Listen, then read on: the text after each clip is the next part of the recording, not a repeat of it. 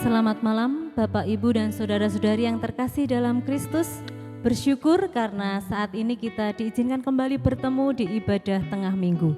Dan marilah kita bersama-sama memuji dan memuliakan nama Tuhan. Kita akan pujikan bersama pujian Telah Lama Ku Cari-Cari.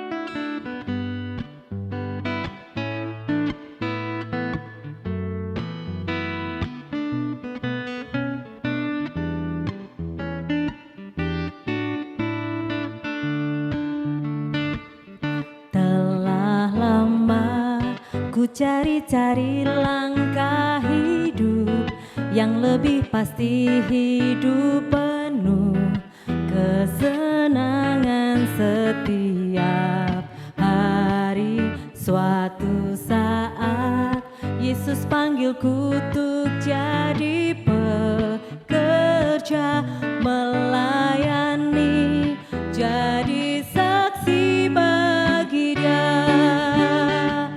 Bukan sembarang pekerja, ya Yesusku luar biasa. Ya Dia raja segala raja. Ya memanggilku menuai ladangnya, hanya anugerah semata. Ya aku dipakai olehnya.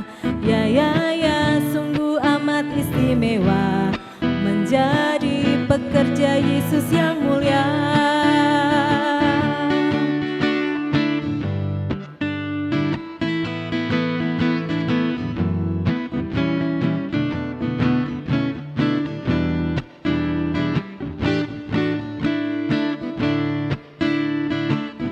Telah lama ku cari-cari langkah hidup yang lebih pasti, hidup penuh kemenangan setiap hari.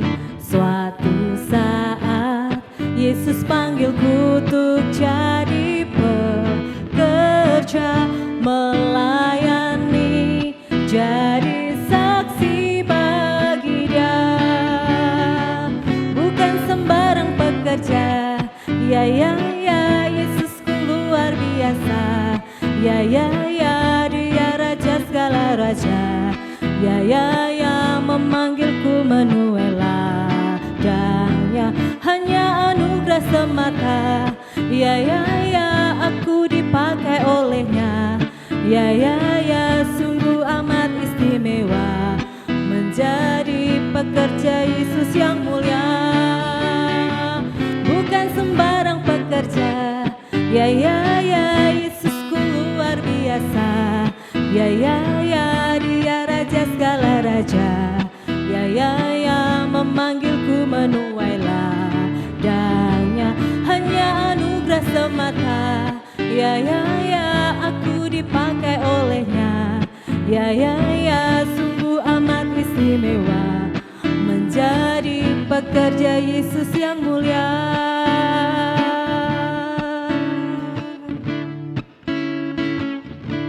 Mari kita berdoa. Kami mengucap syukur karena kasih dan setia Tuhan. Kami sampai saat ini boleh Tuhan izinkan kembali bersama-sama bersekutu untuk kami boleh memuji dan memuliakan nama-Mu di ibadah tengah minggu ini. Biarlah Tuhan, apa yang kami kerjakan saat ini, biarlah Tuhan boleh memberkati. Kami akan memuji dan memuliakan nama-Mu, dan Tuhan berkati ibadah kami dari awal hingga akhir. Terima kasih Tuhan, kami menyerahkan seutuhnya waktu kami ke dalam tangan kuasa-Mu. Hanya di dalam nama Tuhan Yesus kami berdoa dan mengucap syukur. Amin.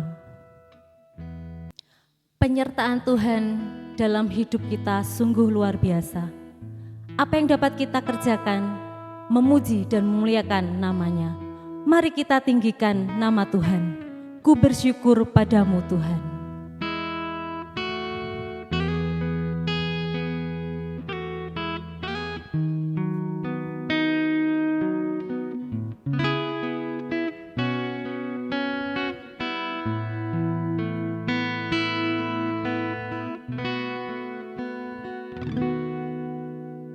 Ku bersyukur padamu Tuhan atas kasih-Mu,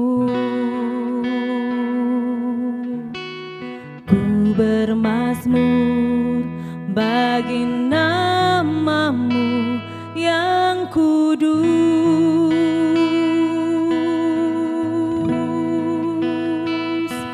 sebab Engkau kebenaranku, padamu ku percaya. Betapa mulianya Tuhanku, ku rindu menyatakan, tinggikan diri-Mu mengatasi langit, kebesaran-Mu Tuhan mengatasi bumi. Tinggikan diri-Mu mengatasi langit, kemuliaan-Mu Tuhan mengatasi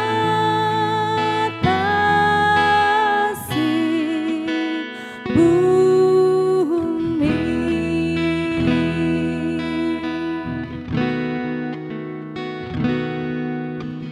Ku bermazmur padamu Tuhan atas kasih-Mu, ku bermazmur bagi nama-Mu yang kudus,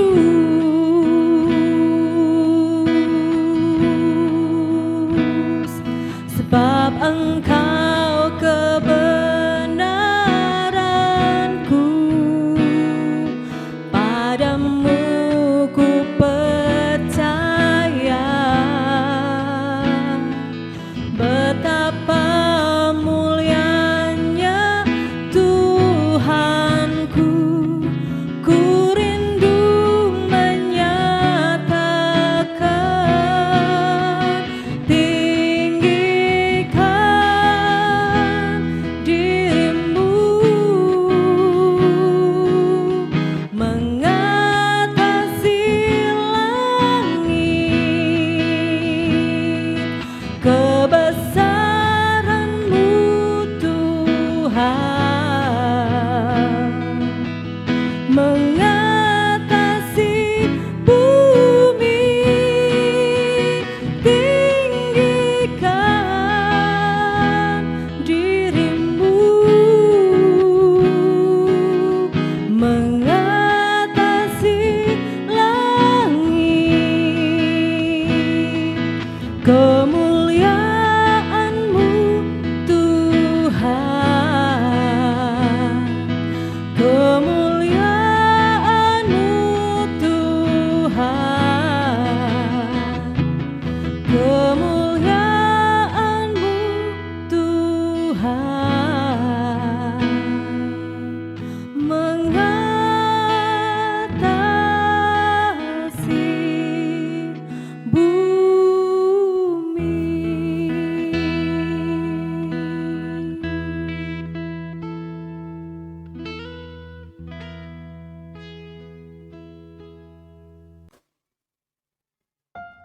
Shalom Bapak Ibu yang terkasih. Pada saat ini kita akan sama-sama membaca dan merenungkan firman Tuhan. Untuk itu, mari terlebih dahulu kita meminta pertolongan dan bimbingan Tuhan. Mari kita berdoa. Tuhan Yesus yang baik, pada saat ini dari tempat kami masing-masing, kami bersatu hati mendoakan, biarlah Tuhan Engkau mau hadir di tengah-tengah kami, dalam hati dan pikiran kami, untuk memasuki firman-Mu. Biarlah Tuhan kami dapat membaca, merenungkan, serta bersedia melakukan dalam kehidupan sehari-hari. Dalam nama Tuhan Yesus kami berdoa. Amin. Bapak, Ibu, Saudara-saudari yang terkasih di dalam Tuhan kita Yesus Kristus, pada saat ini kita akan membaca firman Tuhan yang terambil dalam Injil Matius, pasalnya yang ke-25, ayatnya yang ke-14 hingga ayatnya yang ke-30. Injil Matius 25 ayat 14 hingga ayatnya yang ke-30 di bawah perikop perumpamaan tentang talenta. Beginilah bunyi firman Tuhan. Sebab hal kerajaan sorga sama seperti seorang yang mau bepergian ke luar negeri, yang memanggil hamba-hambanya dan mempercayakan hartanya kepada mereka. Yang seorang diberikannya 5 talenta, yang seorang lagi 2, dan yang seorang lain lagi 1. Masing-masing menurut kesanggupannya. Lalu ia berangkat. Segera pergilah hamba yang menerima 5 talenta itu. Ia menjalankan uang itu, lalu beroleh laba 5 talenta. Hamba yang menerima 2 talenta itu pun berbuat demikian juga dan berlaba 2 talenta. Tetapi hamba yang menerima 1 talenta itu pergi dan menggali lubang di dalam tanah, lalu menyembunyikan uang tuannya. Lama sesudah itu pulanglah tuan hamba-hamba itu lalu mengadakan perhitungan dengan mereka. Hamba yang menerima 5 talenta itu datang dan membawa laba 5 talenta. Katanya, "Tuan, 5 talenta Tuan percayakan kepadaku. Lihat, aku telah beroleh laba 5 talenta." Maka kata tuannya itu kepadanya, "Baik sekali perbuatanmu itu, hai hambaku yang baik dan setia. Engkau telah setia dalam perkara kecil, aku akan memberikan kepadamu tanggung jawab dalam perkara yang besar. Masuklah dan turutlah dalam kebahagiaan tuanmu." Lalu datanglah hamba yang menerima 2 talenta itu, katanya, "Tuan, 2 talenta Tuan percayakan kepadaku. Lihat, aku telah beroleh laba 2 talenta." Maka kata tuannya itu kepadanya, "Baik sekali perbuatanmu itu, hai hambaku yang baik dan setia. Engkau telah setia memikul tanggung jawab dalam perkara yang kecil, aku akan memberikan kepadamu tanggung jawab dalam perkara yang besar. Masuklah dan turutlah dalam kebahagiaan tuanmu." Kini datanglah juga hamba yang menerima 1 talenta itu dan berkata, "Tuan, aku tahu bahwa Tuan adalah manusia yang kejam, yang menuai di tempat di mana Tuan tidak menabur dan memungut dari tempat di mana Tuan tidak menanam. Karena itu, aku takut dan pergi menyembunyikan talenta Tuan itu di dalam tanah. Ini, terimalah kepunyaan Tuan." Maka jawab tuannya itu, "Hai kamu hamba yang jahat dan malas. Jadi, kamu sudah tahu bahwa aku menuai di tempat di mana aku tidak menabur dan memungut dari tempat di mana aku tidak menanam. Karena itu sudahlah seharusnya uangku itu kau berikan kepada orang yang menjalankan uang, supaya sekembaliku aku menerima serta dengan bunganya.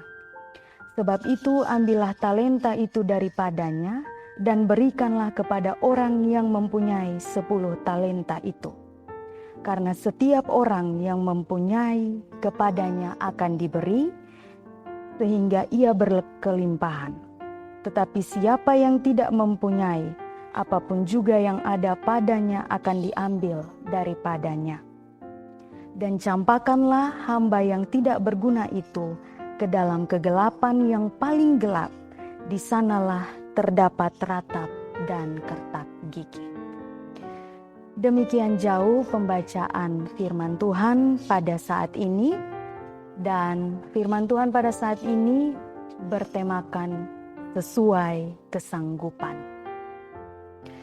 Bapak, Ibu, saudara-saudari yang terkasih, berbicara mengenai kesanggupan, tentu pikiran kita akan terarah pada tenaga, kemampuan berpikir yang dimiliki oleh seseorang. Menurut Kamus Besar Bahasa Indonesia, kata sanggup artinya mampu, bersedia, mau, dan dapat. Kesanggupan biasanya juga dikaitkan dengan usia seseorang. Artinya semakin besar usia seseorang, maka ia dianggap sebagai individu yang mampu berbuat sesuatu, berbuat tugas-tugas tertentu. Contohnya, tidak mungkin kita dapati anak kecil melamar pekerjaan. Biasanya yang melamar pekerjaan ditentukan usia kurang lebih 19 tahun ke atas. Selain itu, biasanya ketika kita melihat poster-poster lowongan pekerjaan, di sana dicantumkan syarat-syarat tertentu, seperti misalnya jenis kelamin, kemudian pendidikan terakhir, jurusan yang ditempuh semasa kuliah, ataupun sudah berapa lama orang tersebut bekerja. Biasanya minimal 2 tahun bekerja. Ataupun ada juga syarat yang dituliskan mampu mengoperasikan komputer atau mampu memainkan alat musik, atau juga ada yang menuliskan mampu berbahasa Inggris. Hal-hal inilah yang kita temui dalam kehidupan kita sehari-hari. Pada saat ini kita diajak untuk melihat apa pesan dari Injil Matius dengan perikop perumpamaan tentang talenta. Bapak Ibu yang terkasih dalam Tuhan Yesus, Injil Matius memiliki beberapa perumpamaan, dan perumpamaan ini berbicara tentang akhir zaman atau kedatangan Tuhan Yesus yang kedua kali.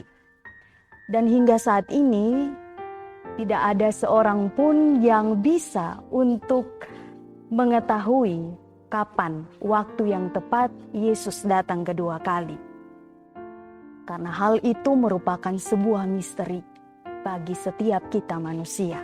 Oleh karena itu, teks bacaan kita pada saat ini mengarahkan kita untuk melihat sesungguhnya tindakan seperti apa yang harus kita lakukan, tindakan seperti apa yang harus kita perbuat sembari menanti kedatangannya yang kedua kali. Dalam perumpamaan ini ada 3 hal yang sangat menonjol. Yang pertama, Tuhan. Tuhan dalam perumpamaan ini menggambarkan pribadi Yesus saat ia hendak pergi ke suatu tempat yang jauh, yaitu sorga. Ia telah memberikan modal, ia memberikan kemampuan kepada setiap anak-anaknya, yang dalam perumpamaan itu disebut dengan para hamba. Yang ketiga adalah talenta. Kekasih-kekasih Tuhan, dalam bacaan kita, talenta itu tidak berarti bakat atau kemampuan seperti yang kita pahami pada umumnya. Talenta atau dalam bahasa aslinya talanton itu memiliki arti satuan ukuran uang logam yang bernilai tinggi. 1 talanton perak bernilai 4,5 juta atau upah 6.000 hari kerja seorang buruh. Sedangkan 1 talenton emas sama dengan 30 kali lipat 1 talenton perak. Jika kita melihat dalam Alkitab terjemahan bahasa Indonesia sehari-hari, di sana diterjemahkan dengan cukup tepat. Di sana dituliskan bahwa hamba yang pertama menerima 5.000 uang emas. Hamba yang kedua menerima 2.000 uang emas, dan 1.000 uang emas adalah benda atau harta yang diterima oleh hamba yang ketiga. Ketika kita berfokus pada jumlah yang diterima, maka dari sini jelaslah bahwa setiap hamba menerima pemberian Tuhan yang berbeda-beda. Dan pada ayatnya yang kelima di situ ditegaskan bahwa masing-masing menurut kesanggupannya. Dari sini kita juga dapat melihat bahwa pemberian yang berbeda-beda itu sebagai bentuk pengenalan Tuhan terhadap para hambanya. Tuhan itu telah mengetahui seberapa besar kapasitas dari masing-masing hambanya. Di samping itu, perbedaan jumlah yang diterima ternyata mempengaruhi sikap atau respon para hambanya. Hamba yang pertama dan kedua yang menerima lebih dari 1 talenta itu menerima dan mengelolanya sehingga menghasilkan keuntungan yang sama dengan apa yang mereka terima. Sedangkan hamba yang terakhir ketika menerima hanya 1 talenta, dia memilih untuk menyembunyikannya di dalam tanah. Dan alhasil, ia dicampakkan ke dalam tempat yang paling gelap. Sedangkan hamba yang pertama dan kedua, mereka menerima sebuah janji dari tuannya, yaitu mereka akan menerima tanggung jawab dalam perkara yang lebih besar. Kekasih-kekasih Tuhan, dari perumpamaan tersebut ada 2 hal yang dapat kita pelajari saat ini. Yang pertama, Allah memberi sesuai kesanggupan anak-anaknya. Tidak bisa dipungkiri bahwa terkadang kita bersikap seperti hamba yang ketiga. Ketika kita berada di tengah-tengah orang yang memiliki lebih dari kita merasa berkecil hati, bahkan kecewa dan marah terhadap Tuhan. Hari ini kita semua disadarkan oleh firman Tuhan bahwa setiap orang sesungguhnya sudah menerima kemampuan dan bakat sesuai kesanggupannya masing-masing. Sehingga sesungguhnya tidak ada celah bagi kita untuk mengatakan bahwa saya tidak bisa atau saya tidak tahu apa-apa. Sekecil apapun itu menurut kita manusia, itulah anugerah Tuhan yang harus disyukuri. Tidak perlu berbuat hal yang sangat-sangat besar, tidak perlu menjadi pendeta, tidak perlu menjadi seorang majelis untuk dikatakan hebat. Ketika kita mampu untuk menolong orang lain, ketika kita mampu mendoakan orang lain, ketika kita bersedia untuk berlaku tidak membeda-bedakan orang lain di sekitar kita, sesungguhnya itu adalah talenta yang Tuhan anugerahkan bagi setiap kita. Berbicara tentang talenta juga berbicara tentang kapasitas diri. Dan kapasitas diri itu dapat dimaknai sebagai segala sesuatu hal yang ada di dalam diri kita. Tubuh, talenta, harta atau benda, pengetahuan, keterampilan, dan sebagainya. Semuanya itu dapat dikelola untuk menghasilkan hasil yang lebih besar. Oleh karena itu, sekali lagi, tidak perlu menjadi seorang pendeta, tidak perlu menjadi seorang penatua atau diaken untuk dikatakan sebagai orang yang hebat.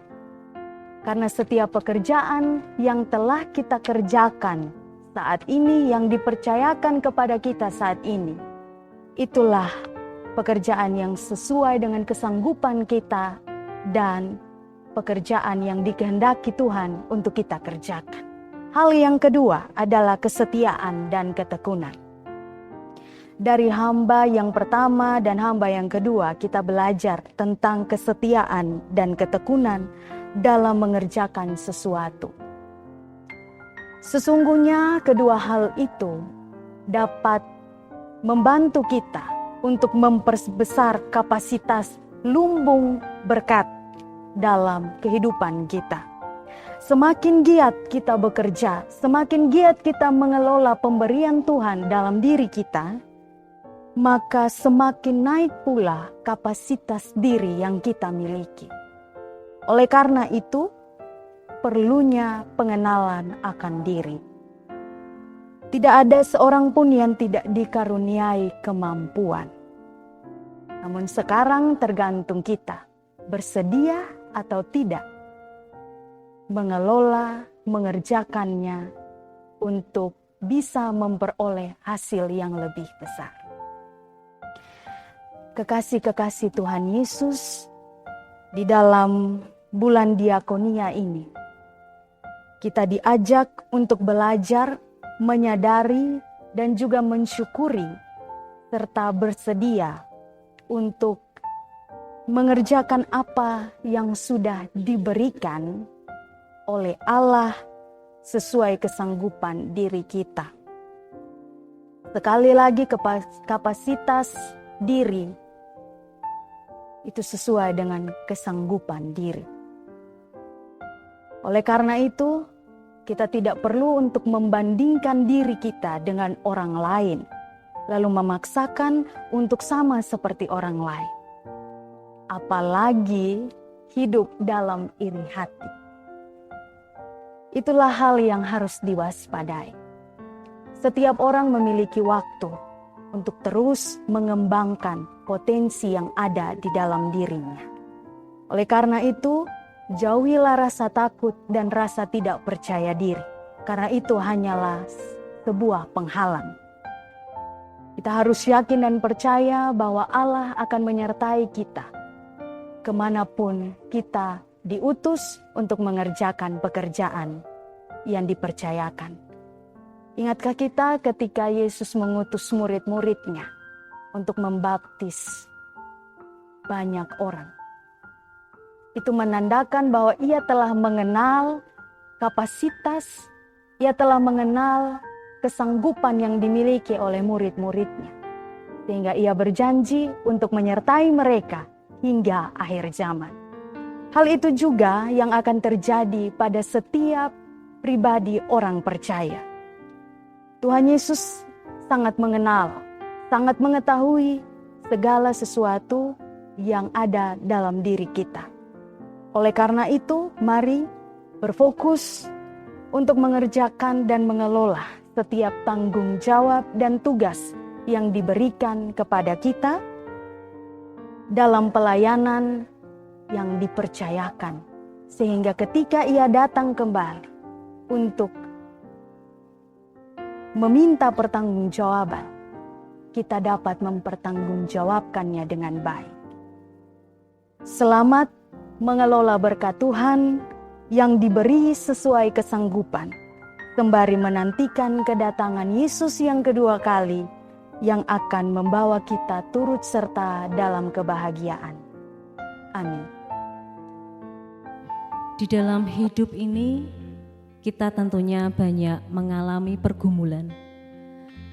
Tetapi kita mempunyai Tuhan yang sanggup mengatasi segala pergumulan kita sesuai dengan waktunya.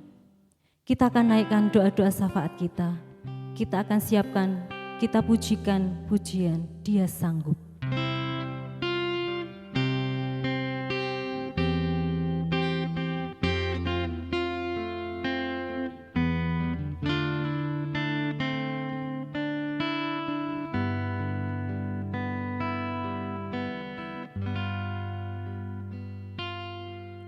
Yesus Tuhan, mulialah namanya.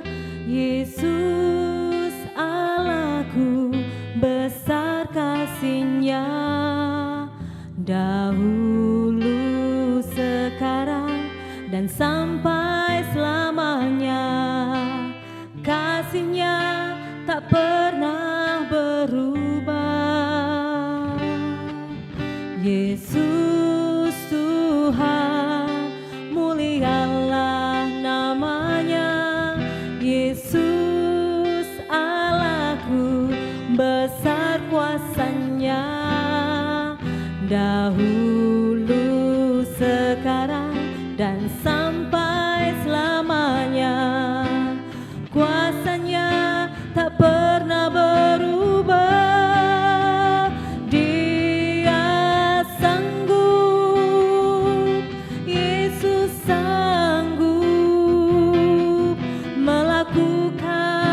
Perkara yang besar, Dia sanggup.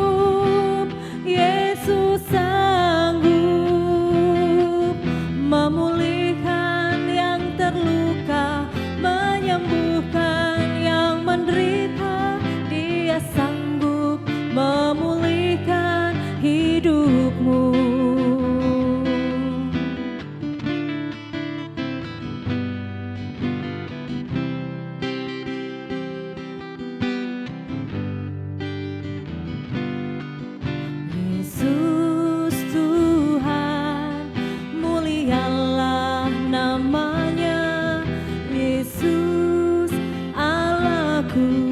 Besar kasih-Nya, dahulu, sekarang, dan sampai selamanya. Kasih-Nya tak pernah berubah. Yesus Tuhan, mulialah namanya. Yesus Allahku, besar kuasa-Nya. Dahulu, sekarang, dan sampai selamanya. Kuasa-Nya tak pernah berubah. Dia sanggup. Yesus sanggup melakukan perkara yang besar.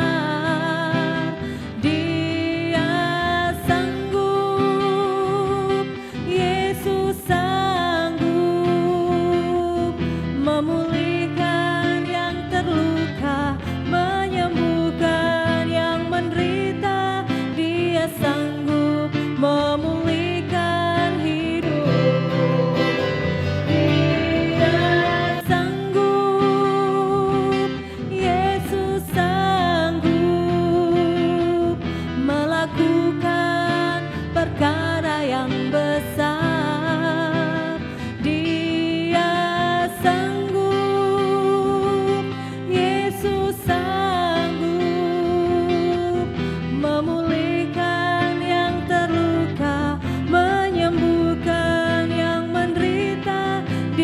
Sanggup memulihkan hidupmu. Dia sanggup memulihkan hidupmu.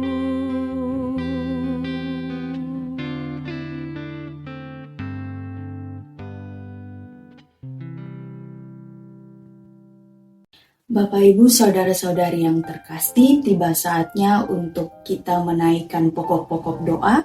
Untuk itu, mari bersatu hati kita berdoa. Mari kita berdoa. Tuhan Yesus, Allah Bapa kami dalam kerajaan surga, Pada saat ini kembali lagi kami anak-anak-Mu datang menghampiri tata hadirat-Mu. Kami mau bersatu hati mendoakan panitia pemilihan majelis. Biarlah Tuhan setiap jemaat majelis yang telah disatukan dalam kepanitiaan dapat bekerja secara bertanggung jawab dan seluruh rangkaian acara yang direncanakan dapat berjalan dengan lancar. Begitu juga dengan majelis yang terpilih, biarlah Tuhan sesuai kesanggupan mereka masing-masing, mereka dapat bekerja dengan bertanggung jawab. Kami juga berdoa bagi jemaat yang sedang sakit, baik yang dirawat di rumah sakit maupun yang beristirahat di rumah. Biarlah Tuhan dengan tangan pengasihan-Mu, Engkau mau menjamah setiap tubuh mereka yang sakit, sehingga mereka dapat memperoleh kesembuhan. Kami juga bersatu hati Tuhan untuk mendoakan kota Salatiga yang terus bergumul dengan peningkatan COVID-19. Biarlah Tuhan segala program pemerintah yang dijalankan dapat ditaati oleh kami sebagai masyarakat sehingga peningkatan COVID-19 boleh berangsur-angsur menurun. Inilah doa dan sembahyang kami Tuhan. Sambut dan dengar doa kami, dalam nama-Mu kami berdoa. Amin.